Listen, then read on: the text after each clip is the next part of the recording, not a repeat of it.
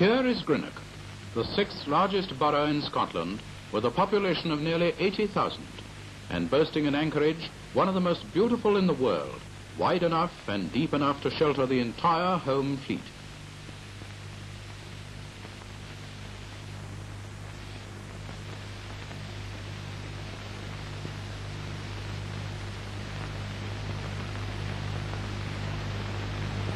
It appears a handsome town as we approach it from the West End. Wide tree-lined streets reveal pleasant houses in leafy gardens. This district was planned. Men of taste and intelligence decided in advance upon the line of the roads and upon the type of houses which should be built on them.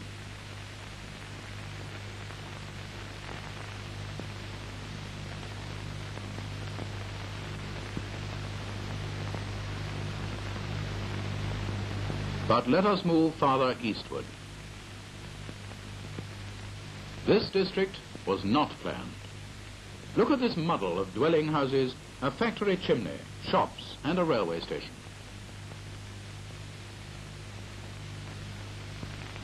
While the screen presents some further examples of the confusion between housing and industry which clutters the middle and eastern districts of the town, reflect for a moment on Greenock's history.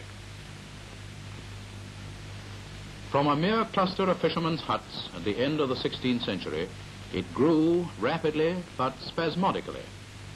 As the trade with the Americas developed, industries such as shipbuilding and sugar refining flourished, attracting workers from the highlands who had to be housed speedily and cheaply.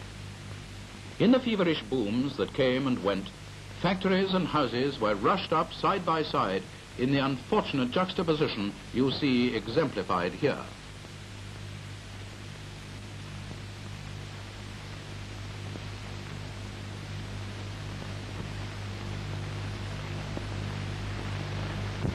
But Greenock's expansion had its limits. Placed on a narrow strip of land between hills and sea, it had to climb the slopes behind to accommodate an increasing population.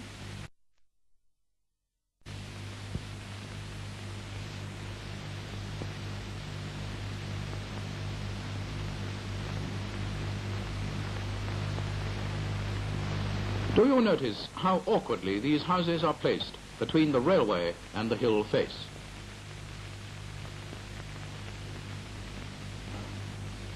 There are mills, too, on these hillsides, many of them dating from the water power era and built on the lines of falls provided by the Delling burn and the Carts burn, or drawing their source of power from the artificial cascades of the Cut.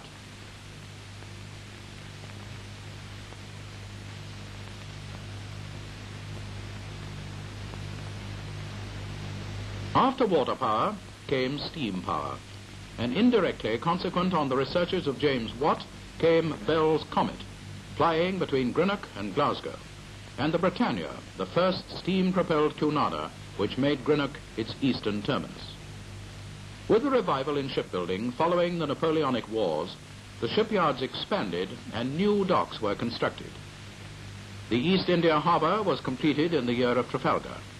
Between 1878 and 1886, the James Watt Dock, the Western Tidal Harbour, and the Great Harbour were built.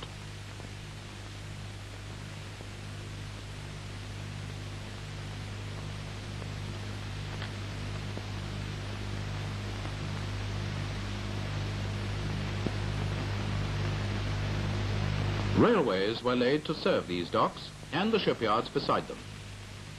These lines were laid down at a time before the value of foreshore space was fully realized, and consequently they cross and recross main thoroughfares and make impossible any single large industrial site undivided by their tracks.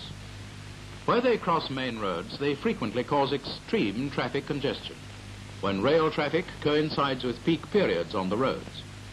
Observe what happens when a delay occurs to wagons at a shipyard gate. Vehicles stretch in a solid block for hundreds of yards on either side of the obstruction.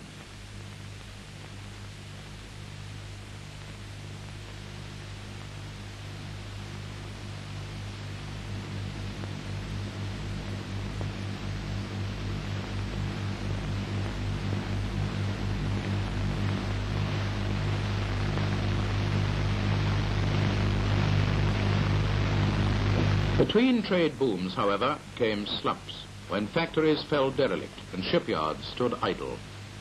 During these periods, houses were neglected for lack of money and slums increased. Overcrowding became a major problem with the influx of new workers during the past war.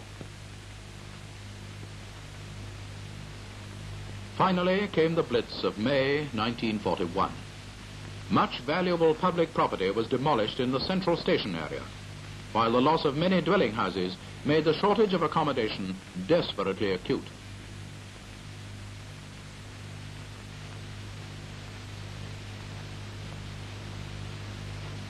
Let us sum up what we have seen so far.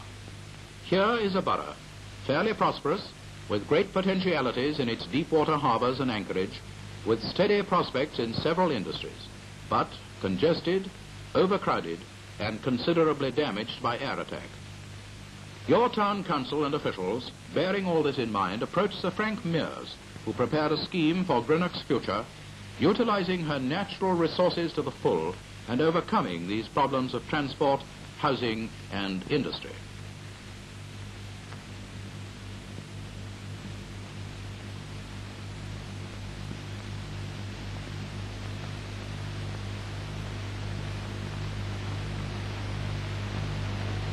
To attract deep water trade, at present going to other ports, Greenock's harbours could be reconstructed to take bigger ships. This increased tonnage must bring imports, which can be processed locally.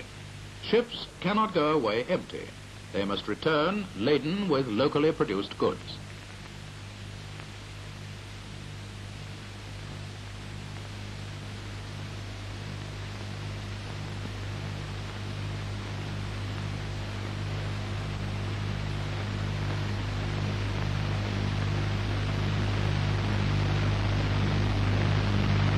There are many old established industries based on the import trades and capable of expansion.